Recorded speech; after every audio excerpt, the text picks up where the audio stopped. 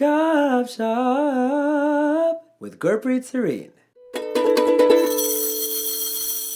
What's going on, everyone? Welcome to another episode of GupShup with Gurpreet Sarin. Today we are in Chicago. And today I have a very special guest with me. He's cool for many reasons. One, because his name is also Gurpreet. All right. Gurpreet, what's going on, brother? Hi, Gurpreet. How you doing? I'm good, Gurpreet. How so are you? Weird. But he's also, Gurpreet is the most common Punjabi name. For girls and guys too, Unisex, right? It's unisex. Yeah. I don't know how I feel about that. How do you feel about that? I don't know. I've met quite a few Gurpreets here and there, but you're probably one of the cooler ones. Gurpreet, you're too kind.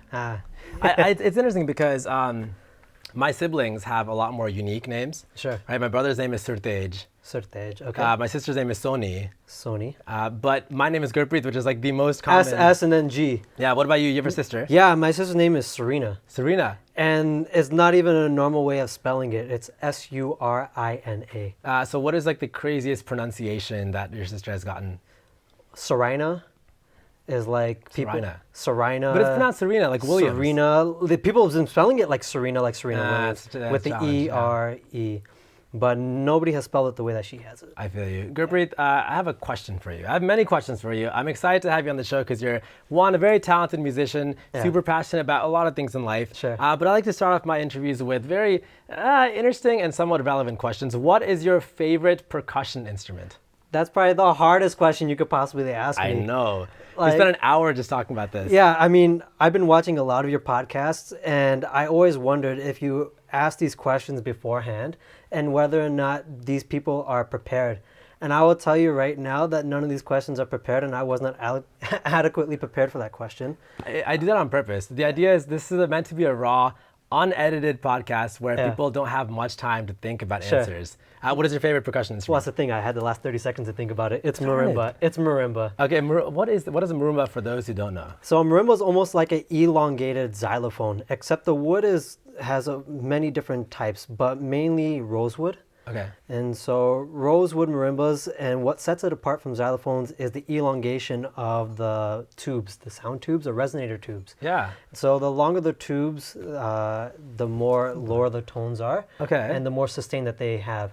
And interesting. What genre of music are marimbas played in? So marimbas are played in a lot of different types of styles. Okay. So you can see it in Brazil, you can see it in South America. Okay. You see it anywhere in an orchestra. Yeah. You see it there. So it's a lot of Western music. Sure. And you can also see parts of it in like Africa, like Ghana. Different types of marimbas or different styles. Okay. So marimba. When is the first time you picked up a marimba to play it? Most conventional drums are for us like a tabla or a dol or a drum set, but you have a marimba. Yeah, so my marimba I picked up when I was in high school, but I started playing it when it's almost laid out just like a keyboard, just like a piano. You have your black and white keys, except everything is one solid wood color. It's a percussion instrument that's like a piano? Yeah, pretty much it's laid out exactly where you have the C to C scales. Okay. It has every single thing, and then instead of playing with your fingers, you play with mallets. Okay. And I started out in 5th grade playing with those ones. Wow. So that would be, I don't even know how old I was in 5th grade. We'll say like 10, 9, 10.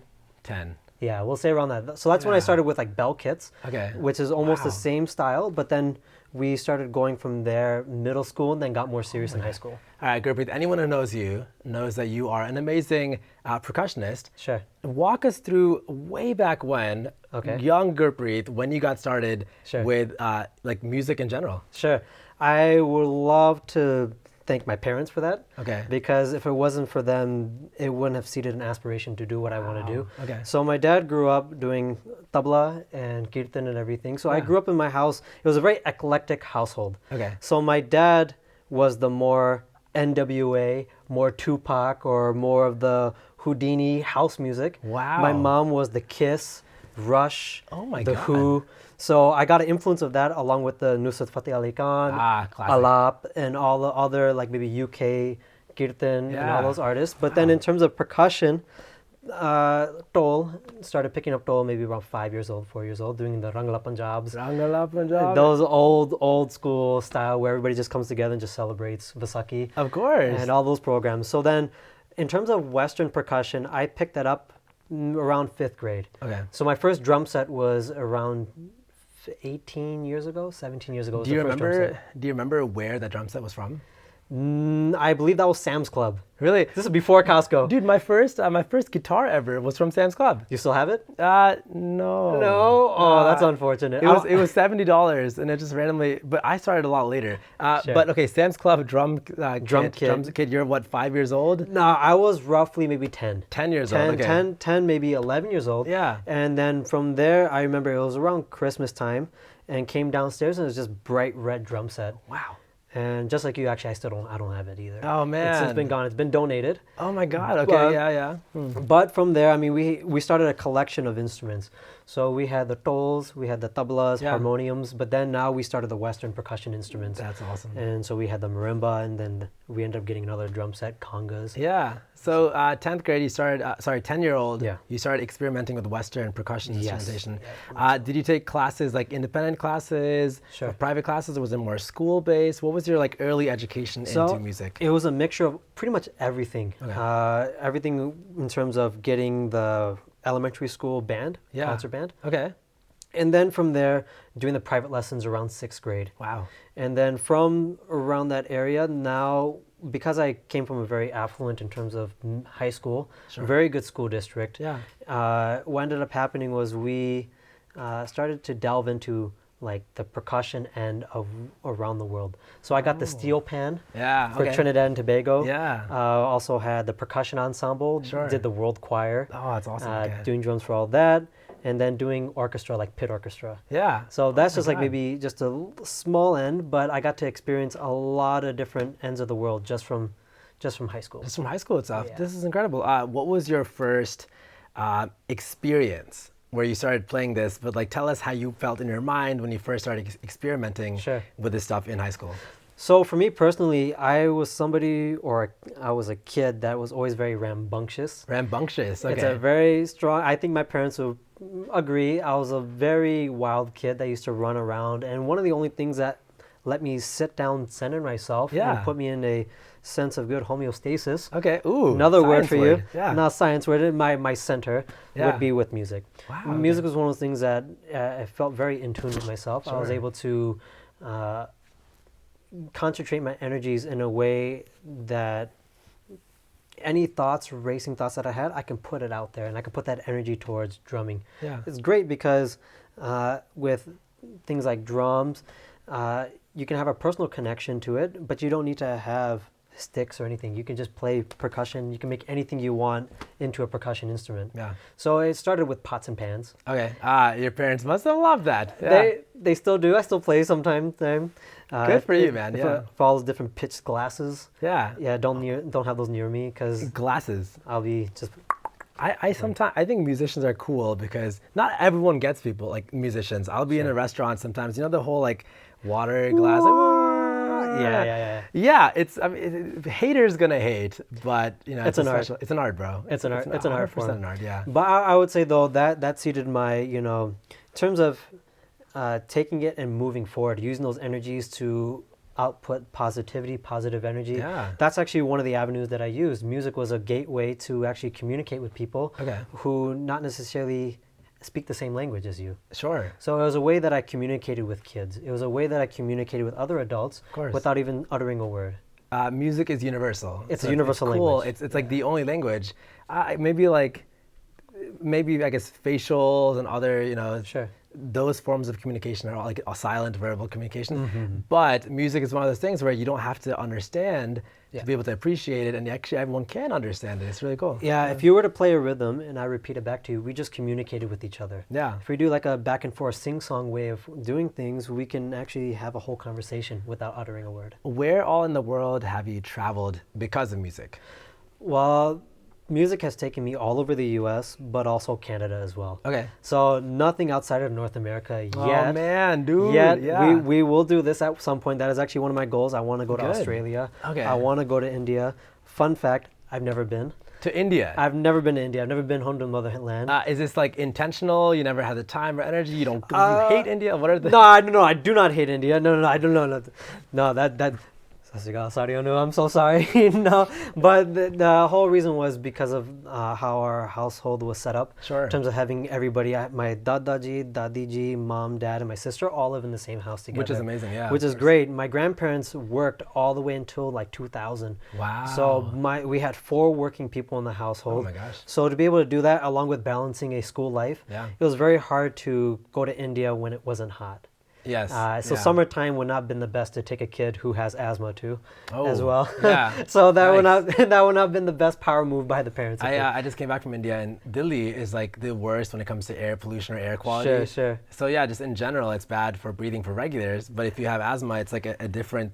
You have to think about that, right? Yeah, you kind of have to plan your travel accordingly. But it is actually on my to-do list to do very, very soon. Hopefully within the next year or so, I want to make a trip to the motherland.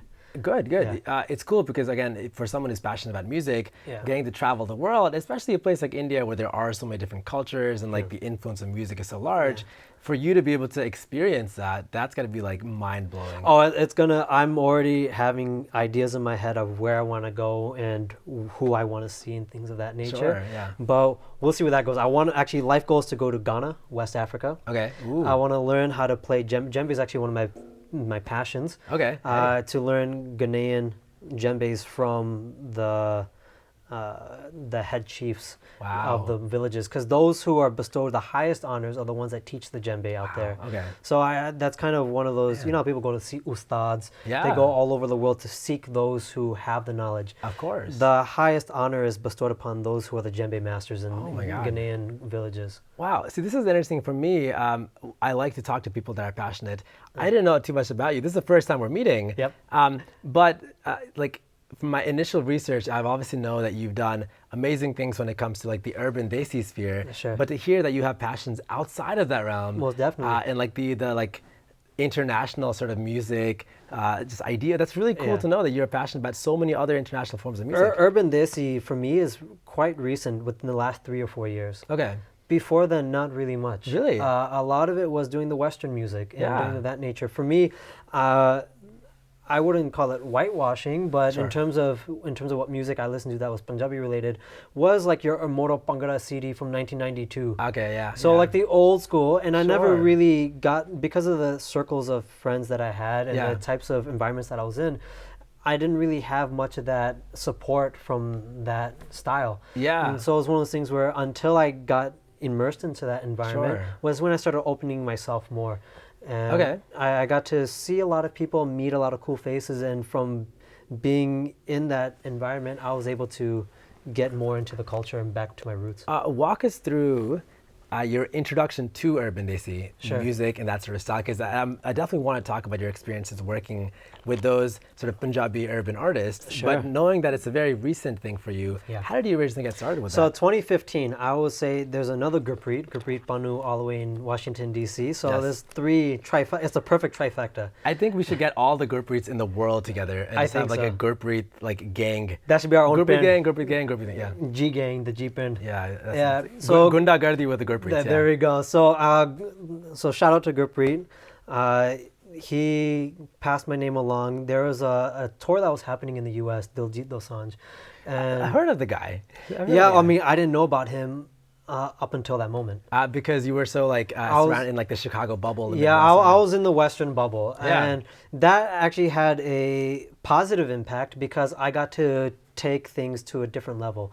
My way of thinking and how I approached music and how we had to put together 24 songs in 48 hours. Oh my God. And it was all live 10-piece band. So Gurpreet, thankfully for him, he ended up getting in touch with Diddy Pug Productions out in the DMV area. They're the ones who were given the task of putting together a 10-piece band for this tour that was going to be happening within 48 hours. And it just so happened that I was at the airport going with my grandparents after I graduated my university. They're treating me out to go to California to go just travel. Because they are travel bugs themselves. It just so happened that the first show was going to be in California, the same place I was going to be going to. So where in California? So we flew into San Francisco, but the first show was in Fresno. Then Oakland, Detroit, Dallas, Sacramento, and New Jersey. Oh my gosh. So it was a 6-city tour. And because of very gracious towards those people who give me opportunities. Sure. It was from then where I got introduced to Diljit and got introduced to a lot of people who were immersed into the scene. Wow. And it was from there that I got introduced to people from Detroit. So Diljit Dosanjh, it's interesting to me and really cool, like a blessing and humbling opportunity for you to sort of like be introduced to urban desi music with your first concert being Diljit Dosanjh and like you're performing with him. Yeah, it was a very surreal experience because there were sold out shows all over the place. Of but course. I didn't have time to think about what was happening at the time. I had a job to do, and it was one of those things where I was learning songs that I've never heard before. So but it helped because my training led up to that opportunity to be able to take these songs and just strip everything down. Sure. And put them down into chord progressions and put them down into counts. So that way, when it comes time to show, that just hit the ground running and just go have fun. What was your main responsibility? I was a drum kit player. Okay. So a lot of it fell on my end for those songs that had more of a stripped down feel to it. So one of them was Podirat. Okay. Podirat had drum kit, bass guitar, tabla, and I believe a little bit of keyboard. Okay.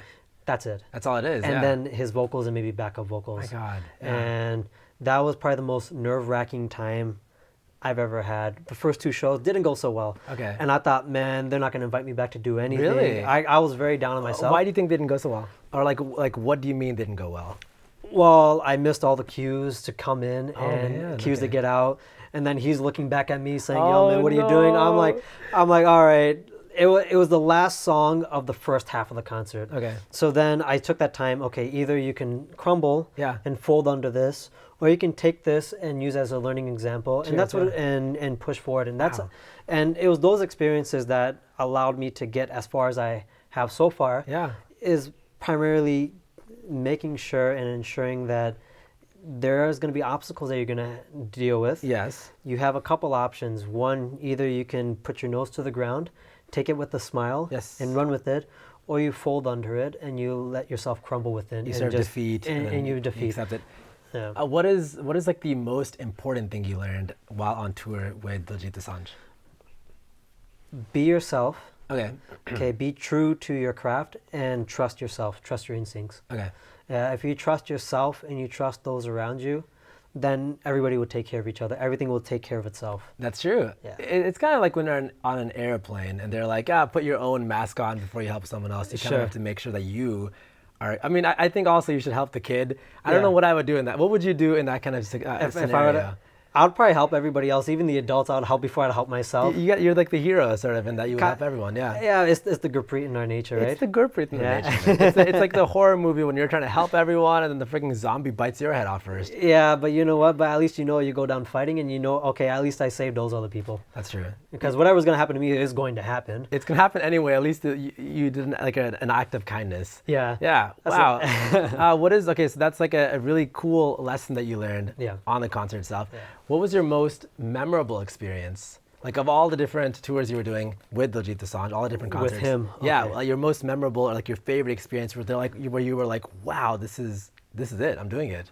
Okay, so this might be a little bit long-winded, but hopefully we have time for this. Of course. This is something that nobody else gets to see, is the back end of the traveling and doing all that.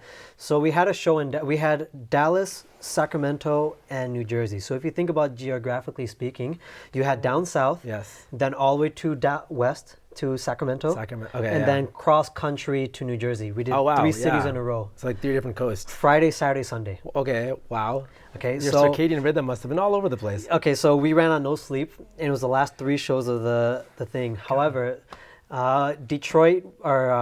Dallas, we finished our show, we're tired. But then we all missed our flight from Dallas to Sacramento. No. And so there's 10 to 12 musicians we had to figure out where to go, what flights to take. Right. And some of us took this flight, some of us took a different flight. We all got together and we all eventually made it into different cities of California. Okay. And because of the insane traffic in California, wild, we had to take a taxi to go to our driver to go to the venue. What? So we had to take a taxi to get to our driver who was stuck in traffic. So we had to pull off to a random gas station. Wait, and so you just met your driver at a gas station? Yeah, a random gas station in the middle of like nowhere. Okay, And yeah. then from there we had to go there to sound check, which we barely made.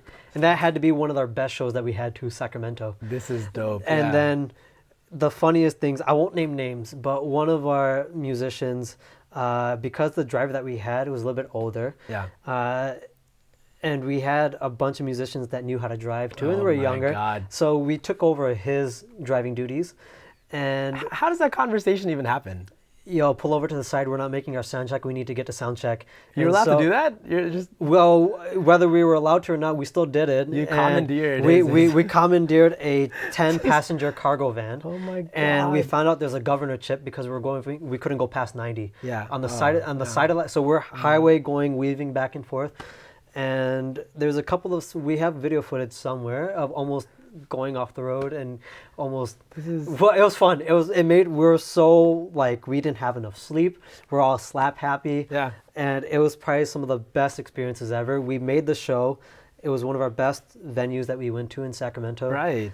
As soon as we finished the song, we had all of our techis or all of our suitcases there. We loaded up the car, went to the airport to go get the overnight flight to Jersey and play that show. Wow, what the? So it was probably some of the best. Like it was nerve-wracking, but I would do it all over again. Yeah, you could make like a movie or like a documentary or something on this adventure. There's footage out there, and wow. I've done a good job of getting and making just putting it in one place. Of course, yeah. So I've collected footage from everybody. Yeah, and it's there. And I'm sure the audience is curious about this. What was your your offstage interaction with Diljit Baji? Like, what is he like in person? Like, tell me what you know about him. It's funny because he didn't think I spoke Punjabi because I don't really have that much of an accent. You do not, no. All right, and because everybody else is speaking Punjabi, but I understand. I just speak it back in English just because that's what I'm most comfortable with. Even though my first language was Punjabi and I spoke around the house. Of course. And it was funny because he started speaking to me, and then I speak back in Punjabi. He got a little bit taken aback. He wasn't used to that, yeah. But I think my favorite interaction is him looking at my clothes. He wanted to take a couple of my articles of clothing. He's like, I like that. Where's that from? I'm like, you're 30 years too late because they're all my dad's clothes. Yeah. My dad literally, he saved clothes from the 80s for his firstborn. It just so happened I was the fastest one. Okay, your dad came prepared for this. My dad came prepared. It is, I guess that's also an honor to know someone like Diljit Dosanjh, who also has really eclectic and cool like fashion style. Yeah, it changed over the years. If you look maybe in the early 2000s, it's completely different than now. He's very hip.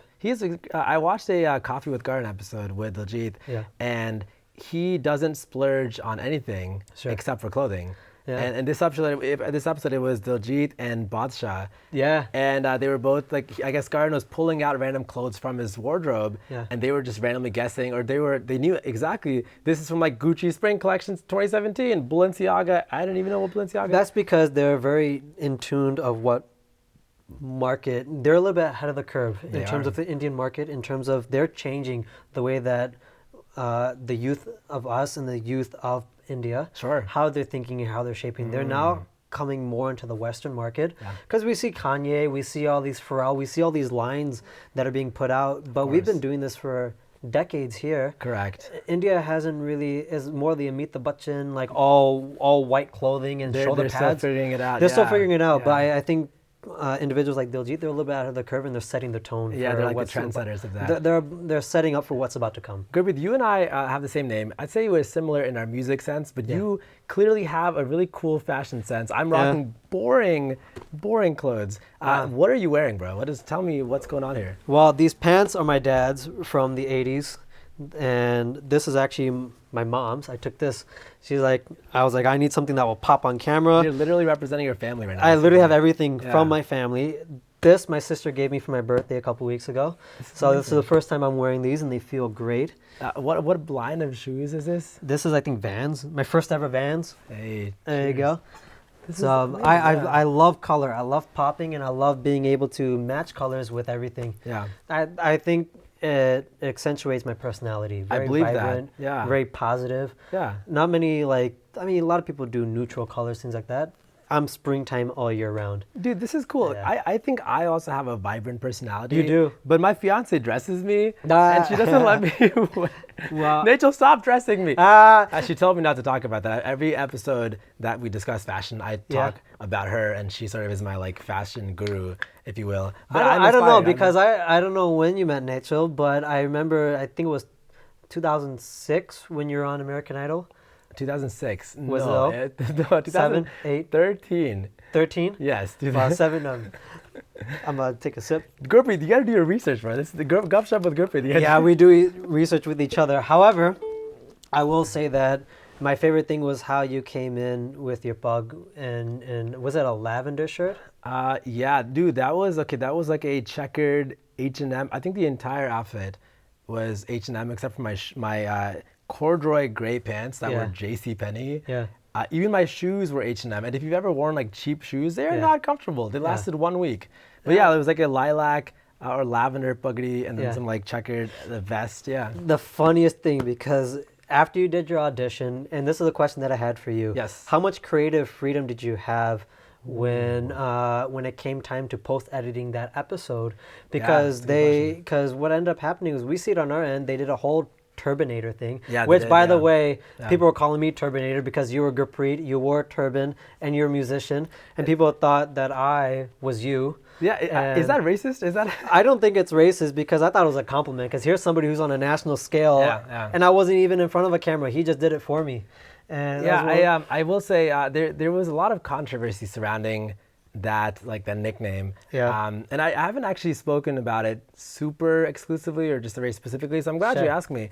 I'll say a couple things about it. I think most Sardars that I know at the age of 10 or whenever they started thinking they were cool would call themselves a Turbinator. It's just like a name that everyone I knew was like, oh, I'm the Turbinator, I'm the Turbinator. Sure. And so on American Idol, at the New Jersey like first round of auditions, what they do is they have a survey, and they're like, all right, cool, what's your name? Yeah. What's your favorite color, your favorite food? What are some nicknames you go by? Yeah. And these are all questions that the judges can then use to prompt you and then spark some kind of conversation, have that edited in the dialogue. And so the nicknames I'd written was like my Cardana, which is Guppy. Yeah. Right, so I was like, I wrote Guppy, I wrote GPS, because I go by GPS sometimes. I'm really bad with directions. But my Starbucks order is GPS. And then at the very end, I was like, well, you know what? I used to call myself the Turbinator. Might as well just write that down. I had no idea they were going to sort of take that and fly with it. So it was pretty wild. I mean, you already have a bug, you have a dotty, you have a unique look to you. That just accentuates your personality. I think it fit you very well. Cheers. My question was, when they did post editing and they changed your buggity colors to different things. Yeah, good question. I didn't have any creative freedom with that. In fact, I didn't even know. I wasn't actually, during that season of American Idol, we weren't allowed to reveal that we were going to be on the show. We didn't even know what was going to be shown of us, if at all, if anything. I had some friends that competed that weren't even shown for that initial audition. We had no creative freedom. We weren't allowed to tell people that we were on the show. We had no idea what they were going to show of us, much less like how much they were going to show of us. Yo, man, they showed a bunch of you. They showed a lot of me, and it was very controversial. And I cannot even address a lot of it on camera because we signed some kind of lifelong contract. You signed your soul. And I do not want, like, the family has been very gracious to host me and host us. I don't want the FBI to show up today, which I doubt they will. But we weren't allowed to reveal too much. Sure. I think as the show progressed and as they saw that I was a realistic contender, someone who was actually passionate about music, even somewhat good, they stopped focusing so much on the Turbinator name and focused more on Gurpreet Sarin and who I am. I was 100% confident that I would get eliminated in the first round. Yeah. And so I think they even thought I was like this joke contestant. Sure. And it was really hard to watch. Reality shows are 99% not real. Sure. Right. So that's the first thing. So it was hard to watch behind the scenes, the way that they would do like camera angles. Yeah. They would sort of make you do the same scene multiple times. Sure. They would tell you to be super excited or super sad. Again, these are like the super dramatic reality show things. Sure. They need a narrative. They need a narrative. It's also Fox, which to be honest, isn't the most sort of like liberal, accepting of us all. Yeah. But honestly, it was a good experience. It was a great experience. There were some issues here and there. Yeah. I'm sorting it out with Brian Seacrest at the moment, so we will talk, bro. But thank you for watching. I appreciate it. That was a good question. I'll be your drummer any day, man. If you Cheers. need me, we'll both talk. We'll both talk with Ryan Seacrest. Yeah, we'll have a conversation with him. Yeah, we'll talk with him. So Diljit Dosanjh happened. Sure. That sort of introduced you to this like this urban desi sphere. Yeah. What was the next step? So in Detroit, we were very gracious to know a bunch of really talented people, and one of which was DJ Ice and Fresh and Director Dice out in there, who ended up taking us into their house before our flight to go next, and Mickey Singh was one of them. Sure. Yeah. And so we all got to know each other. We all got to go to White Castle. Oh yeah, and classic. Classic. We did that. That was actually my first experience with White Castle. Wow. I never had it. Yeah. Well, what were your thoughts? Never again. No, really? Why not? The sliders, it went both ways, man. It was. They call it a slider. They call it a slider for a reason. It wasn't the best experience. Yeah. Yeah, but regardless of that, they experienced the concert. Okay. They got to see what had a certain look, certain style. Yeah. And my background is not necessarily in classical Indian. It's not in your typical narrative of what somebody who looks like me would do. Okay. And it kind of hit home. I'm a very real, raw person. Okay. So it was one of those things where my personality, I do not change who I am for who it is. Good. And I think that in and of itself lent itself very well. Yeah. And some things led to another, and then next thing you know, I went on another U.S. tour, but this time with Mickey. Wow. Yeah. And that was another 6-city tour that took me to Canada as well. What was the biggest difference you noticed between like your Mickey Singh tour versus the Diljit Dosanjh tour? So Diljit Dosanjh was a 12-piece band. Okay. So you have your tol, harmonium, tabla, and all those other instruments. Yeah. For Mickey, it was just me, him, and Aman. It was just us three. So it was Aman is the DJ. Right. Then Mickey was the vocalist, and then drummer. So we had it's just us three that went. That's amazing. Yeah. Were you more comfortable with the Mickey Singh style because it was more sort of urban than with Diljit? What was like sort of? They're completely two different beasts. They are. Yeah. They're completely two different beasts. My way of thinking was a little bit different. Okay. The way that I approached the tracks were different. They're more poppy with Mickey, as it was with Diljit, which is a little bit more folk. Yeah. But I brought more of the urban style to the folk. So that's kind of where I brought it and made it my own. Man. So you won't find that sound with any of the other people that they tour with. Yeah. And I can say that with confidence. Just if you were to look at footage. Yeah. Very different. That's amazing. Yeah. But Mickey was different. It was fun. I got to meet a lot of cool people. Got to network, and from there we got to expand. So it was from doing shows in like New York Times Square. Yeah. To doing like Houston. Two different beasts. We literally did Urban Desi Conference, the inaugural one. Yes. Okay. And we were like 4 o'clock, 5 o'clock in the morning. We were at a holding underneath where they parked the cars. Yeah. And we had to go to JFK because we had a show. That one was a Houston Holy event. Okay. So we went from performing like maybe 2,000-3,000 to like 12,000-15,000 people. Oh my God. It was nuts. Yeah, that's crazy. It was probably one of the greatest experiences, and I can't thank those guys enough for everything they've done. Sure. And then from there, you kept expanding. You network. That's you amazing, just be a positive individual. Of course. You just keep coming back with more. Do honest work. So many questions for you. Let's see. You mentioned positivity. Yeah. I wholeheartedly believe that you have to be yourself. Me also, when I initially started experimenting with the urban desi music scene, was actually given advice which is the opposite. I was told, yo man, you gotta act like you're the shit, like you gotta sort of act like you're super cool. People aren't gonna take you seriously unless you act like you're like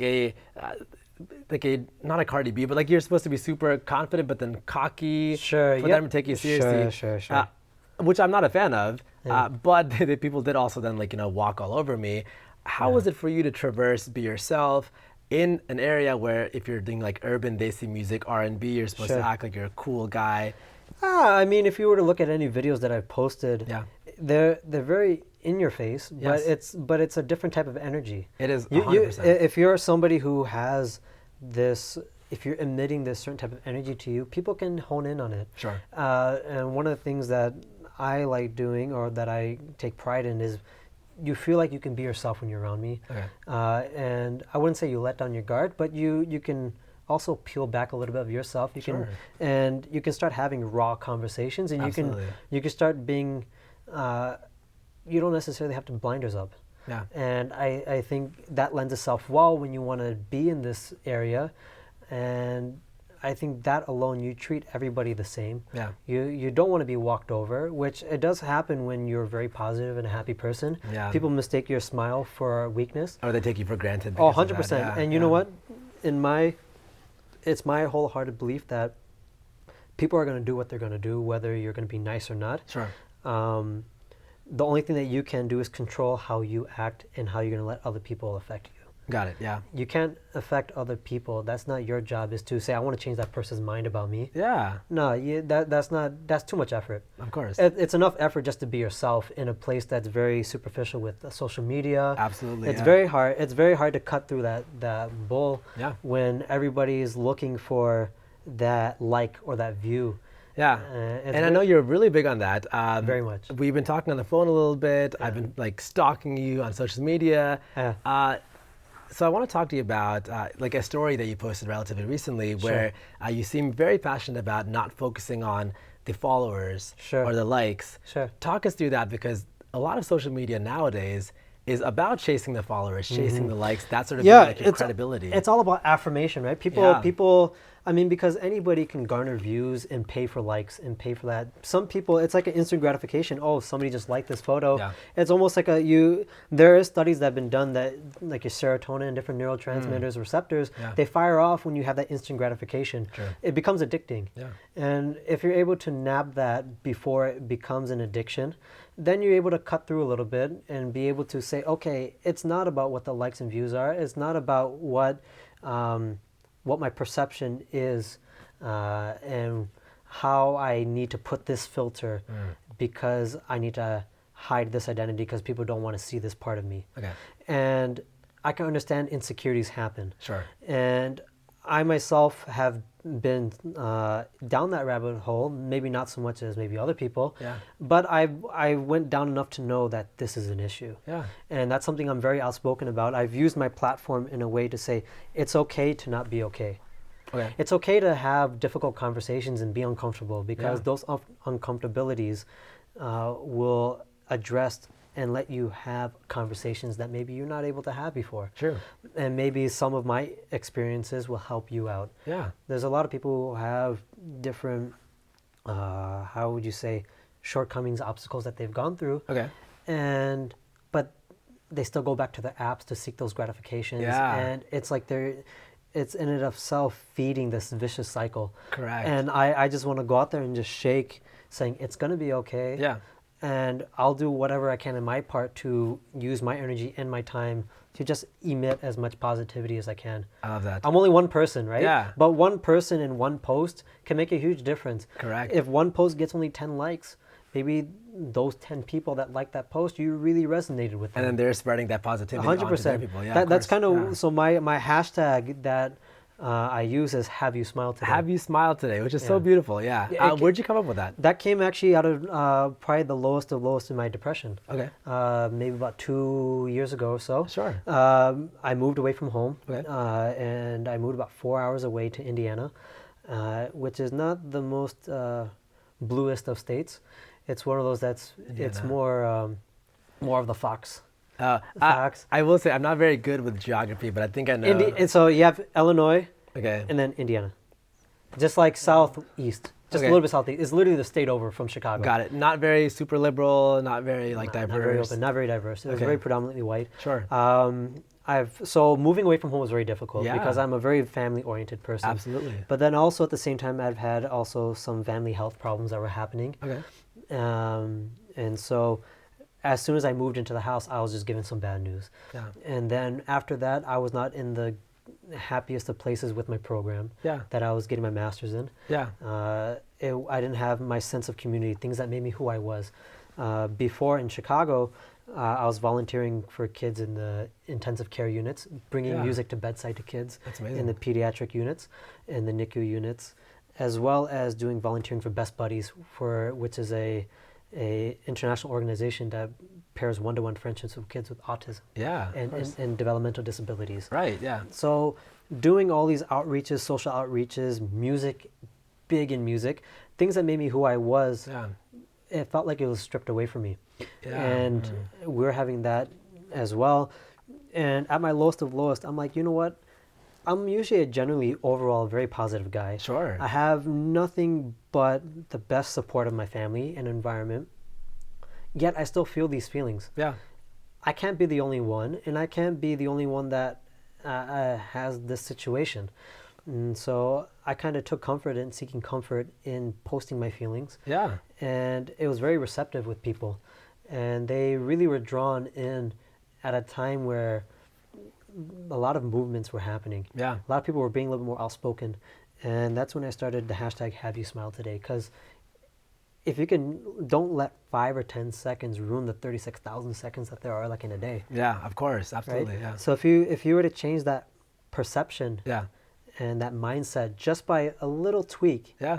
to remind yourself there's other things that you could be appreciative of. Of course. There's always one thing to be smiling about. No matter how small, how big. That's a small victory in my book if you're able to smile at least once. And Gurpreet, I love that because even today, you texted me, I think, in the morning, and you were like, I forget exactly what you said, but it was, make sure you smile today. I hope you smiled today. Yeah. And I thought of that, and I was like, I don't know if I've consciously, like proactively smiled today, but I did, and I felt better. I was like, this is good because you were like reminding people. That's what I do. Like positive, so people who have gotten texts from me, I usually take at least a little bit time out of my day, randomly. Sometimes if people come to my mind, sure, I immediately give a call or a text. That's nobody amazing. calls these days. That's amazing. Like we went from sending beepers, sending kabutars and like pigeons, right, to people to doing phone calls, but now we've lost touch. Like something, take a picture on Instagram. Like liking DM something, them. liking something, you're like, okay, I know you're existing, but there's something to be said about picking up a phone and calling somebody and seeing how their day's going. So sometimes I just randomly scroll on my phone, I'm calling this person, even if it's been years. Yeah. Just say, hey, I'm just thinking about you.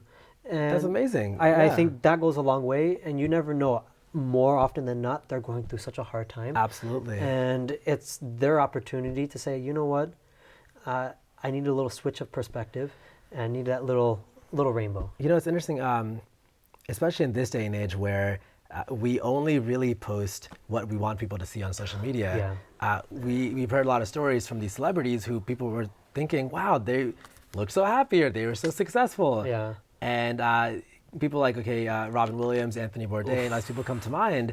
And it's a very serious subject because no one had any idea what was going on in their mind. No.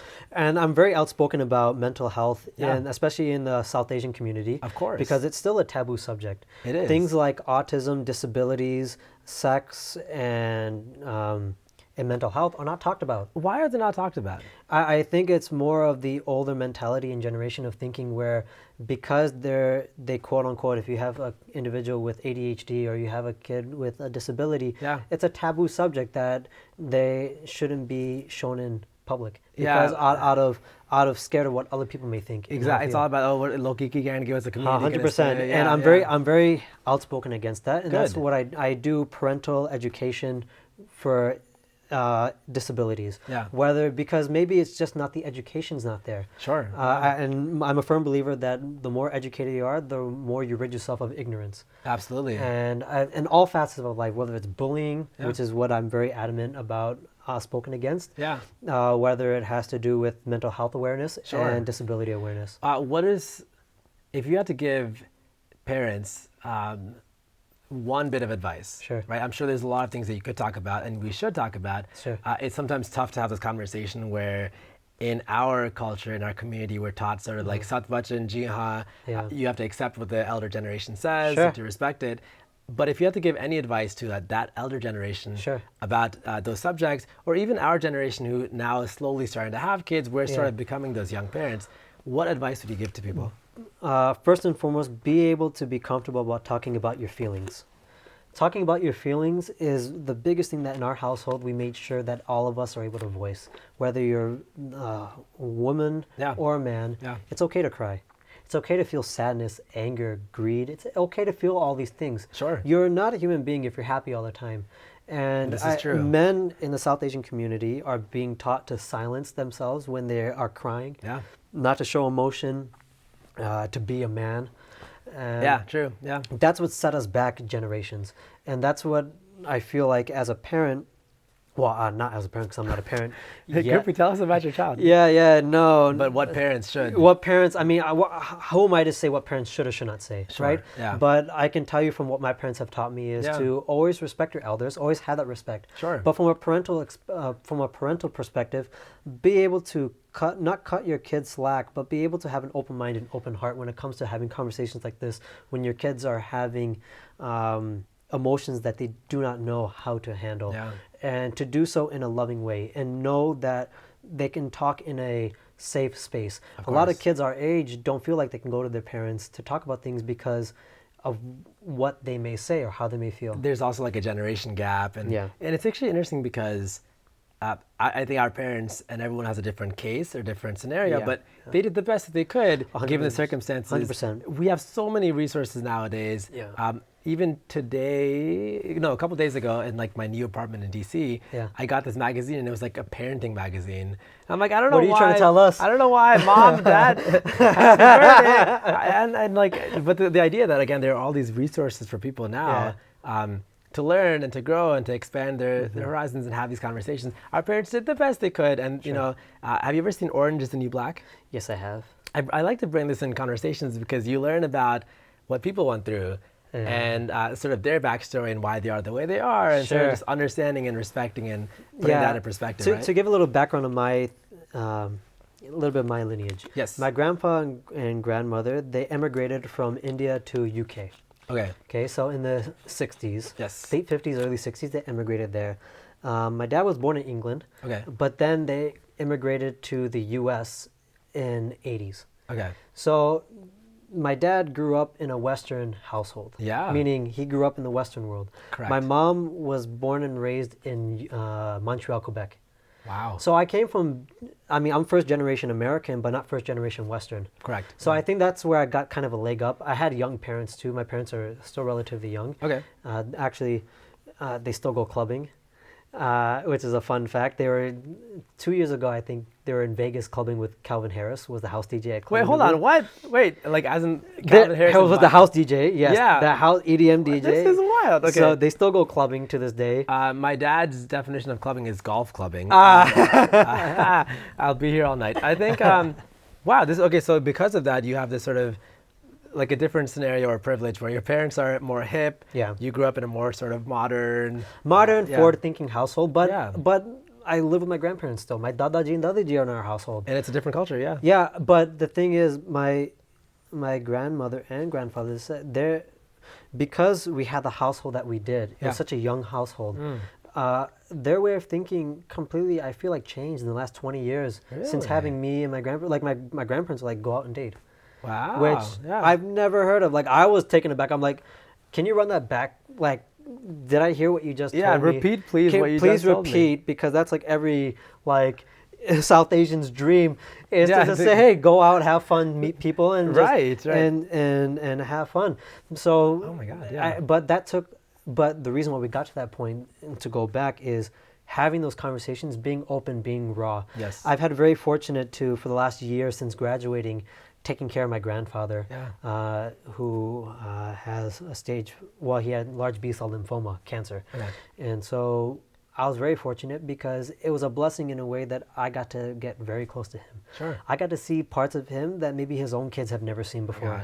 And continue to this day. Every day we spend with each other. We always have a meal together. We always have a meal as a family every night. Of course. And so it's one of those things where we were a very close unit. But I use those experiences to say that you as a parent can get to that point. Every parent works. I understand that.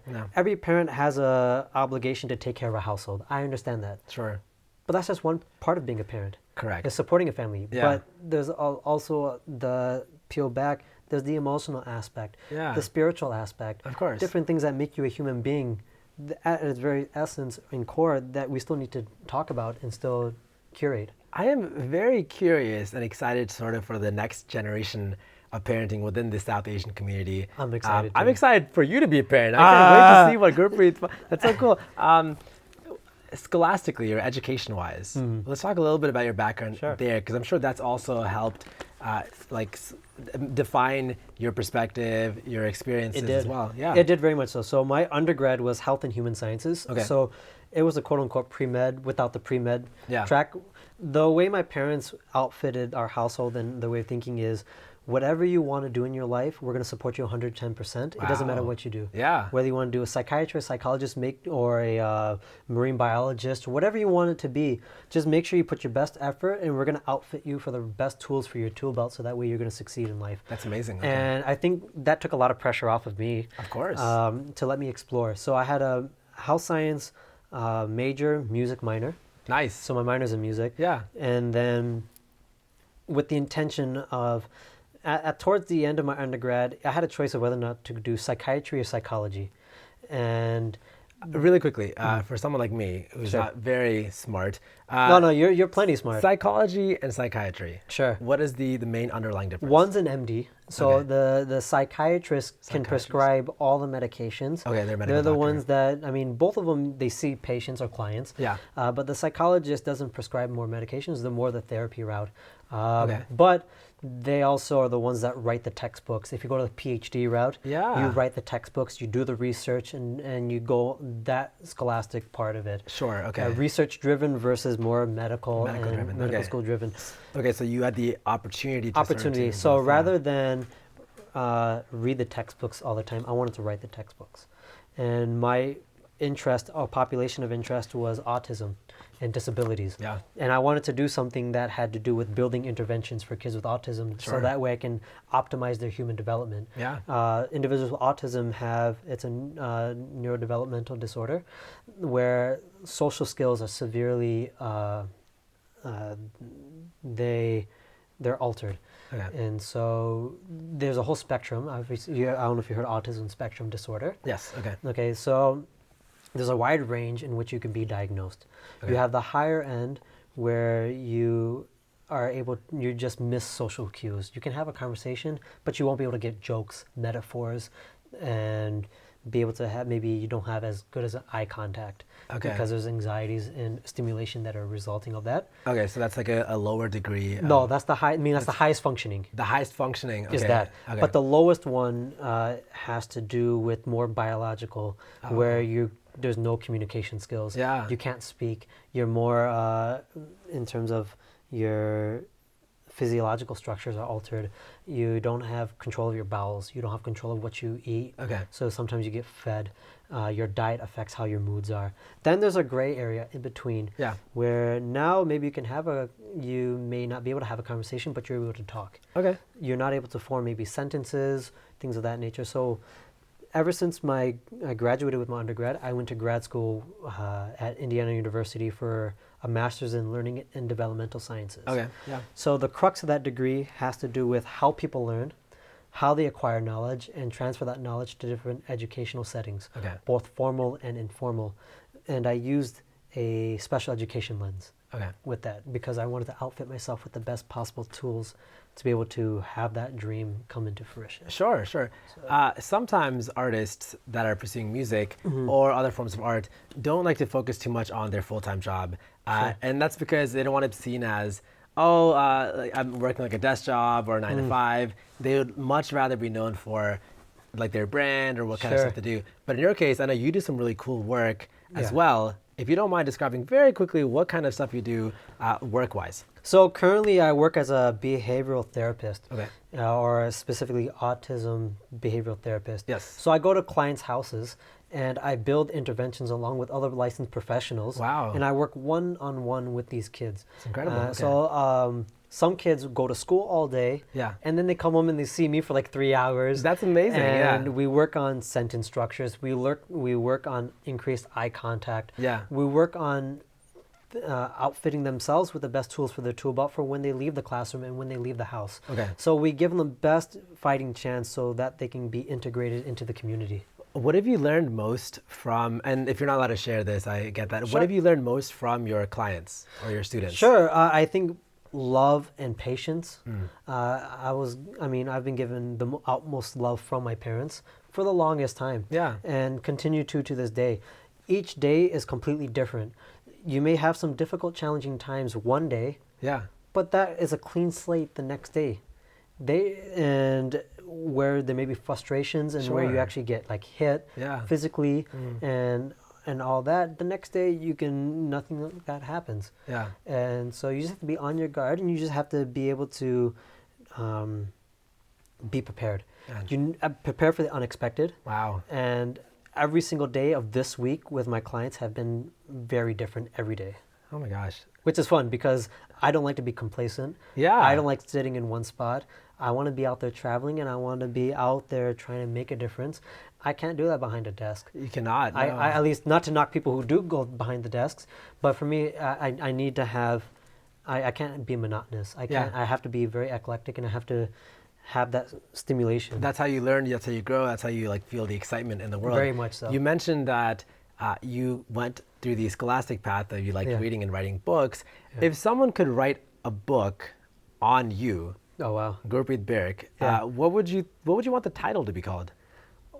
Wow, that is so hard. I wouldn't even know where to start because it's such a, to be in this mind is very, I don't even know how I'm in this mind myself. Like it's very, I'm shooting 1,000,000 miles a second. That's amazing. Not one thought. Like if I'm talking to you, I'm still thinking about 2-3 other things in my head. It's very I'm peculiar. wondering what you're thinking about while talking to me.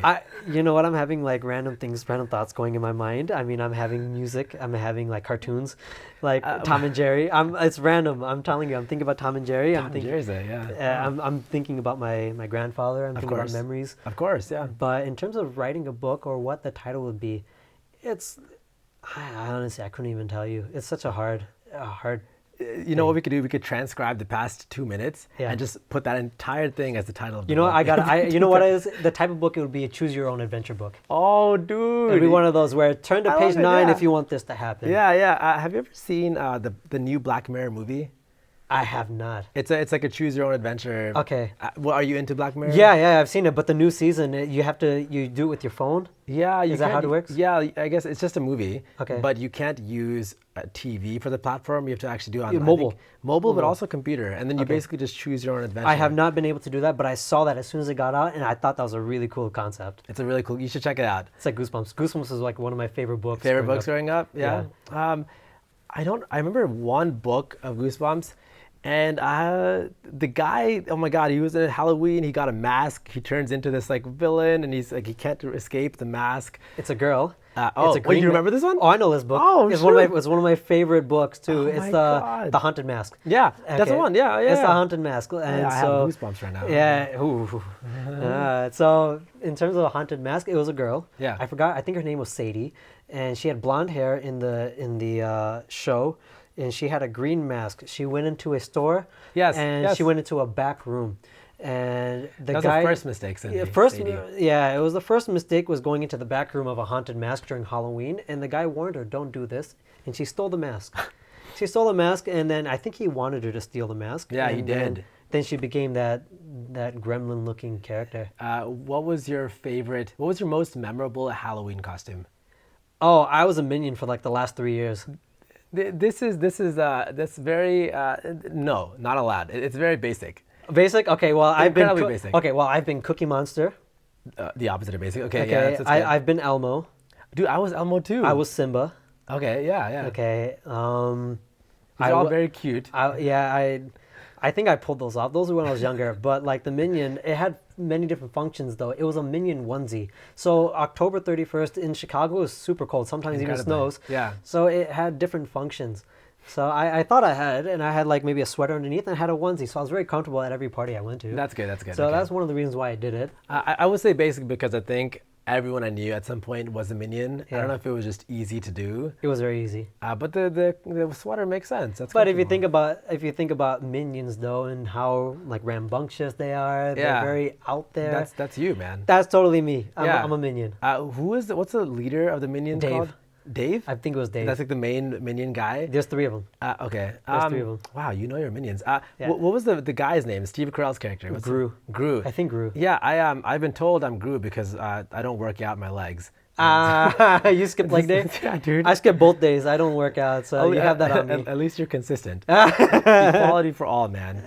Wow. Where do we go from here, Gurpreet? You can go anywhere. Honestly, to be honest, I'm very happy just being here and having this opportunity. Dude, it's been a pleasure. Yeah, most definitely. Well, I mean, we could do whatever you like. We have instruments around us. Yeah. We could do any more questions if you like. I'm I'm down with the cause. Who's your favorite artist? A musical artist that I've played with, or just in general? Let's do. Who's your favorite artist that you would love the opportunity to play with? Oh man, can I name like 2 or 3? Give me 3. Gurpreet Sarin. Wow. Oh my God. He's coming to Chicago in a couple weeks. He is. I saw a commercial about that on TV. Come back. Are you going to be able to perform with him? How do you... I don't know. Okay, so Gurpreet Sarin has a very close-knit people, and he has his own Legends band. Oh.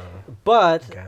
I will try to see what I can do. Okay, so here's the question. How would one be able to play drums? Do you slide into his DMs asking, how do you... Gurpreet Sarin, no, he seeks you out. Oh my God. He's one of those people. You say yes. Yeah, please, Hanji Paji, please, Gurpreet Sarin, if you're watching this, GupShup with Gurpreet Sarin, I would love to be able to play drums with him. That would be sick. That'd be wild. Okay, Gurpreet Sarin, I will tell you, in Georgia, so I was in Atlanta, Georgia for about 15 years, my family. Oh, wow. And we attended a Jazzy B concert once. Jazzy B. And we got tickets for free because, Gurdwara hookups. Yeah. But some people had to pay $60. Turns out Jazzy B didn't make it. He got stuck in immigration somewhere. And instead, they had this 6-foot tall guy who, if you know Jazzy B, is the exact opposite. Yes. So really tall 6-foot guy. His hair is down to here. And he's just announcing everyone this drum player is Jazzy B Grup. And yeah, Jazzy B never showed up. It was an hour long. People had paid $60 for it. So hopefully that doesn't happen to you when you play with Gurpreet Sarin. No, I mean, that would be sick if I could be able to play with him. Okay, so Gurpreet Sarin, yeah. Gurpreet Sarin is one. In terms of... recently I played with Pav Daria. Oh yeah, okay, you played with Pav Daria, yeah. That was actually on my bucket list. That was one of the people that his persona, his aura just really spoke with me. I thoroughly enjoy his videos, his concepts. So he was one, but with grace of God, that happened a couple weeks ago. Yeah, tell us about your experience with Pav Daria. That was awesome. So a couple years ago, I think I tagged him in a video that I did. Okay. I did the Naja, when Naja first came out. Yeah. And I sent him the video, and he opened the DM, which was great. Dang. And then from there, I mean, life works in very mysterious ways. True. Sometimes what I will tell people is, if at the first time your energies do not come together, that maybe an opportunity may have not arose when you thought it would. Okay.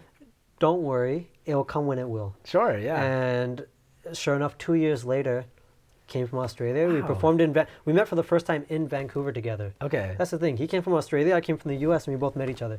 Was it a planned meeting in Vancouver? Yeah, we were supposed. Wow. It was like 2 months out, and we're like, I'm doing this. Would you like to be a part of it? I'm about to jump on this opportunity. Yeah, and this is insane. Made it happen. Yeah, so you're obviously a very talented percussion drum player, which is why he reached out to you. But sure.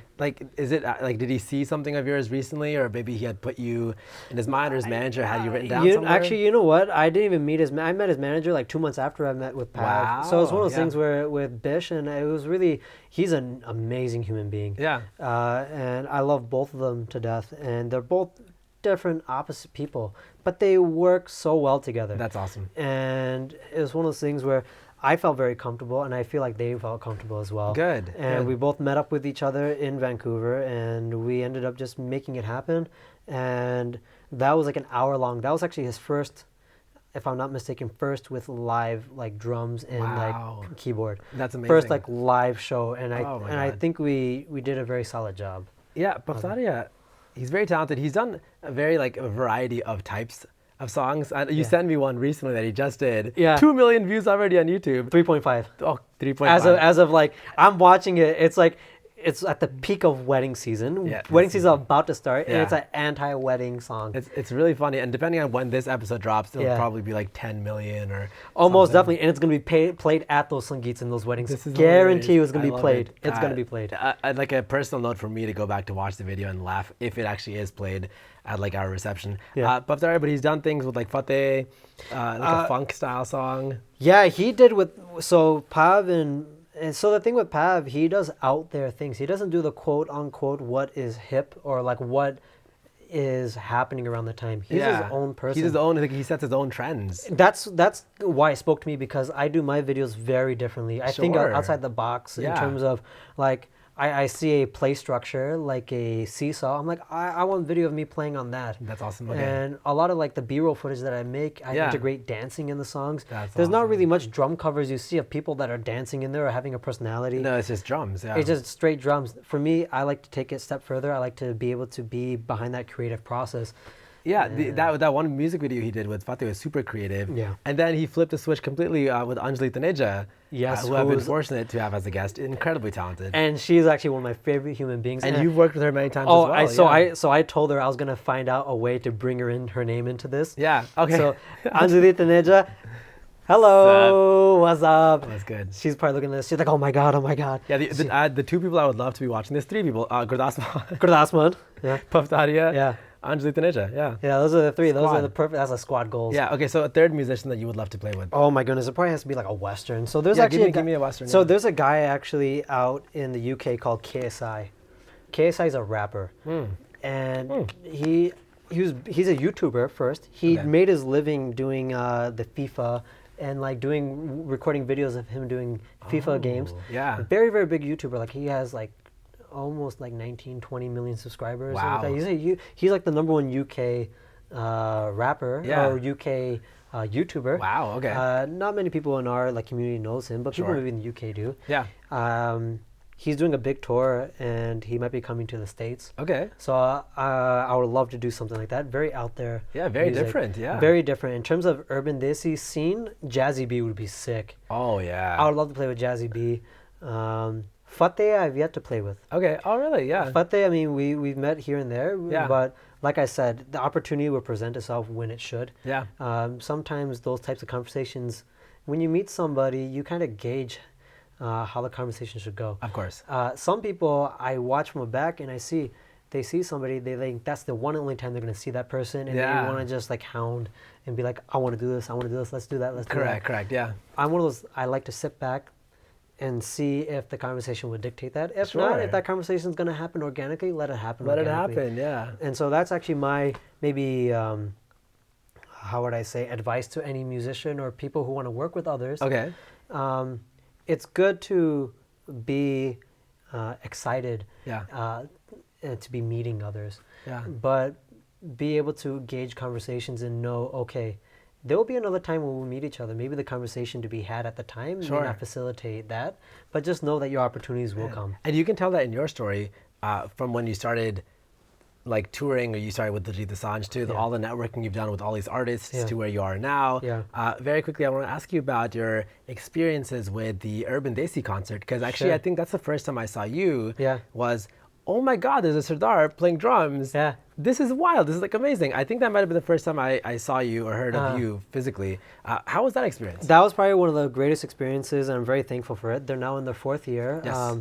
So Gurpreet and Monty out from Desi and NYC, they're the ones that spearheaded it Yes. among their very special team. Sure. They have surrounded. They are doing such big things in New York. I'm Yeah. very proud of where they have come and how far they've come from the first time. Of course. It was then where we had like maybe 10 or 12 artists, and then last year it was like 30. Yeah. They had everybody from like Bohemia. last Yeah, year. I was at the concert. Yeah, yeah. And so they had Bohemia out there. They had Amar Sandhu. So I was gracious enough to play with Amar Sandhu and G Sidhu Oh my God. at that concert. You also mentioned, so you said G Sidhu is a really dope guy. Yeah. I'm trying to talk to G Sidhu just for life purposes, but he's a very cool artist. Amar Sandhu is also an awesome artist as Yeah. well. Walk me through your experiences jamming with them. What are they like as people, as musicians? I would tell you hands down, G Sidhu is probably one of my favorite human beings in this world. Wow. Yeah, I think the team he has behind him, and he's also, for people who don't know, he's actually a practicing psychiatrist. Full time. He's a full-time adolescent psychiatrist, Yeah. along with a musician or a singer, That's amazing. songwriter, lyricist, and everything. So he has the right team behind him. He has the Yeah. right support system and family behind him. Yeah. And it was one of those things that, to see that, it was very humbling. To say that, you know what, you can do both things. Yeah. And I'm seeing people. There's also another artist, Dixie Music. Okay. She's Dixie sounds also a familiar. really, really cool artist. She's also I think a NICU. She's a doctor as well. She's finishing her residency, but Wow. she's also a singer as well. And do you vocalist. think that there's any link between like science or medicine and music? 100%. What is the link? 100%. I think everybody works on a certain frequency. So nature. Yeah. You know how some people feel a certain emotion when they hear certain songs? Yes. Okay, that's because there is some harmonies around us in our environment that are in tune with us. Like Each our of us, waves. everybody is set to a certain wavelength. Yeah. Some people can pick up an instrument and feel like this is their baby. I mean, that's crazy. And the quick shout out though, like this space that we're in right now is not my house, but this is Karmic Music Studios. Karmic Music Studio, yes. Very beautiful individuals. I mean, super talented. You can't see what's around us, but you will in a bit. But we have some drum sets, we have different instruments here, and we have also guitars along the walls. And these individuals that are part of Karmic, Maheshwar, they're very in tune with themselves and their music and the instruments that they bring in with them. So they have their own stories, and each one of their instruments has their own story. And they had a feeling when they picked up the instrument saying, this feels like home. And you can tell because before we started the episode, I was just curious about, let's say, their guitar and like all the different instruments they have, and each one has like this special connection to their instruments. Their house was flooding, and like it's a wild, but they're very talented, sick, like rock music players. Very, very different, very indie rockish. Very indie rock. It's amazing. I'm very blessed to know these guys. We've been in the same like area in Chicagoland area for decades. That's wild. And we met each other 2010 or 2011 was when like we did like the sick camps, and then lost touch a little bit just with our own being busy, and then reconnected relatively a short while ago, and we're just hitting the ground running. That's amazing. So I'm very gracious that we have this space and have this I'm thankful to you to suggest it, and thankful to them, very thankful to you all for like letting us use this space. I really appreciate it. We talk a lot, and they're like over here patiently listening and watching, so I appreciate that. Gurpreet, final question for you. What is your definition of success? Definition of success. I think everything is very personal based, right? But if it makes you feel fulfilled, if it feels, no matter how small or how big your goal may be, success has different terms or different ways of feeling success. For me, it's where I feel whole, where I feel like I have been able to set a goal and be able to accomplish it no matter how much I did, how much percentage-wise. I feel like there's always a success that we could take from each situation. So like sitting in this, like for me, this is a success because I'm not fidgeting with anything. This is wild. Yeah, I'm being a drummer. I am always like trying to hit things and trying to always doing this. Man, for me that's success. That's huge. For me, being able to wake up in the morning and have lunch with my grandparents and be able to smile. That to me is success. Some people have different definitions. Some people wake up and they're not able to see. Some people have some obstacles in their way. It's the little things here and there that you appreciate, and to me that's success. Being able to wake up and feel like you're whole. And Gurpreet, thank you for one, inspiring me. One, telling me to smile, reminding everyone here watching to smile. Two, your passion is wild and inspirational. I appreciate you taking your time to be on the show. Thank you so much, Gurpreet. Oh man, I love it. Thank you so much, Gurpreet. And everyone, thank you so much for watching at home and listening in. I appreciate you watching and tuning in to another episode of GupShup with Gurpreet Sarin. Hey. I will see you again next week. There we go. Hey there! Thank you again for tuning in to episode 1 of season 2 of GupShup with Gurpreet Sarin. I am happy that you watched till the very end of the video. If you enjoyed this episode, make sure to like, comment, share, and subscribe. Also, make sure to check out the audio version of the podcast on Apple, Google, and Spotify podcasts. Also, make sure to check out the IGTV for some behind the scenes action where I will be posting some interactive things with my guests. Thank you again so much for tuning in to another episode of GupShup with Gurpreet Sarin. I will see you next Wednesday.